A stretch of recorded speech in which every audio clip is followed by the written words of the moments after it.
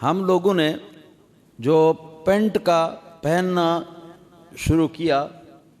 تو یہ ایک ایسا لباس ہے کہ اس میں نہ صرف یہود و نصارہ کی پیروی ہے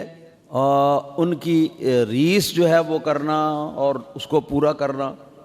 ہے، بلکہ اس سے آگے بڑھ کر یہ بات بھی ہے کہ عام طور پر پینٹ سے نماز بھی صحیح نہیں ہوتی، کیونکہ پینٹ پہننے کی وجہ سے نمبر ایک تو پینٹ جو ہے وہ نیچے سے اس کے پائچے جو ہیں وہ گٹوں سے نیچے تک وہ لٹکے ہوئے ہوتے ہیں، اور یہ بات نماز کے اندر مکروہ ہے۔ اس میں فقہا کا اختلاف ہے، بعض فقہا نے اس کو مکروہ تنزیہی قرار دیا ہے اور بعض فقہا نے اس کو مکروہ تحریمی قرار دیا ہے، اور مکروہ تحریمی قرار دینے کی وجہ ان کے نزدیک وہ ساری حدیثیں ہیں کہ جن حدیثوں کے اندر نبی کریم صلی اللہ علیہ وسلم نے اس عمل سے سختی کے ساتھ روکا، اور اس میں سے ایک حدیث پاک یہ ہے کہ نبی کریم صلی اللہ علیہ وسلم نے ارشاد فرمایا کہ ما کان من الازار تحت الکعب فہو فی النار، کہ پاجامہ جو ہے یا تہبند وہ جس قدر گٹے سے نیچے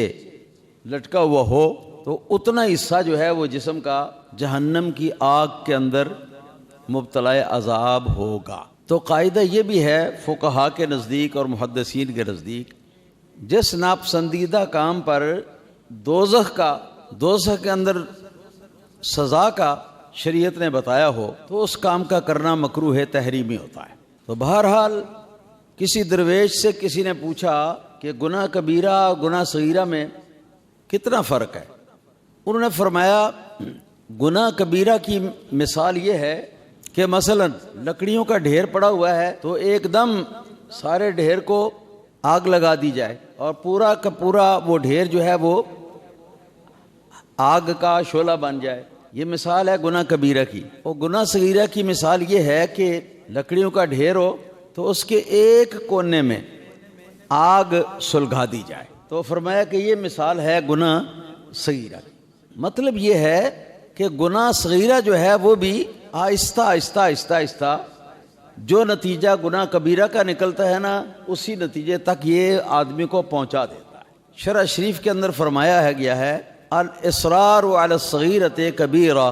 کہ صغیرہ گناہ جو ہے اس کو بار بار کرنا جو ہے یہ ایک کبیرہ بن جاتا ہے۔ تو جو درویش نے بات کہی وہ تو آپ نے سن لی، مفہوم اس کا بالکل واضح ہے کہ ایک دم آگ لگا دی جائے لکڑیوں کے ڈھیر کو اور سارے کا سارا جل کر وہ شعلہ بن جائے، جی تو یہ گناہ کبیرہ کی مثال ہوئی۔ گناہ صغیرہ کی مثال ہے کہ ایک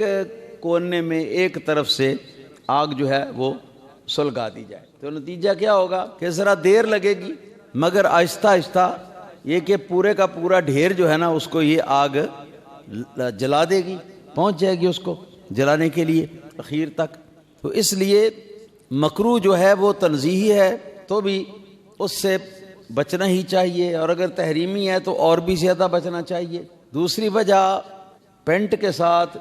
یا ایسے پاجامے کے ساتھ نماز کے مکروہ ہونے کی وجہ جو ہے وہ یہ ہے، جس وقت پینٹ کے اندر آدمی رکوع میں جاتا ہے تو اس کے پچھلی طرف سے سرین کے دو حصے ہیں نا الگ الگ، وہ دونوں حصے الگ الگ جو ہے نا وہ نمایاں ہوتے ہیں، صرف ننگے نہیں ہوتے لیکن ان کا جو ان کی شیپ ہے وہ ساری کی ساری وہ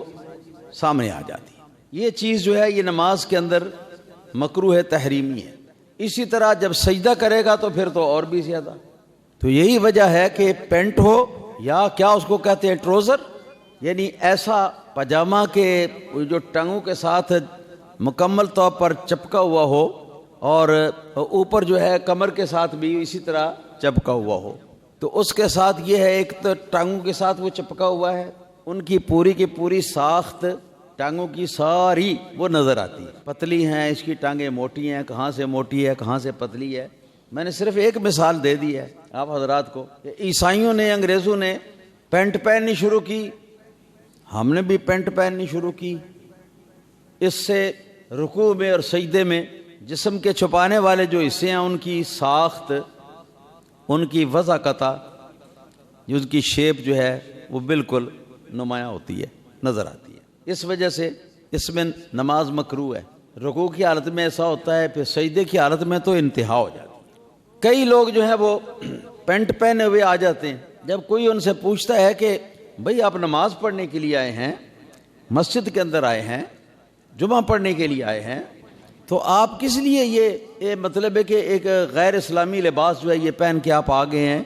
کہ جو لباس جو ہے وہ نماز کا ثواب بھی پورا نہیں ملنے دیتا، ثواب میں کمی ہو جاتی ہے نماز کے ثواب میں۔ وہ جواب دو جی ہم جلدی سے باہر تھے، ہم گھر سے، تو ہم جلدی سے ہم آ گئے ہیں، ہمیں موقع نہیں ملا۔ پھر آگے سے باتیں بنائی جاتی ہیں۔ میرے دوست، اول تو یہ بات ہے کہ یہ لباس پہنا ہی کیوں جاتا ہے؟ کوئی مجبور کرتا ہے آپ کو؟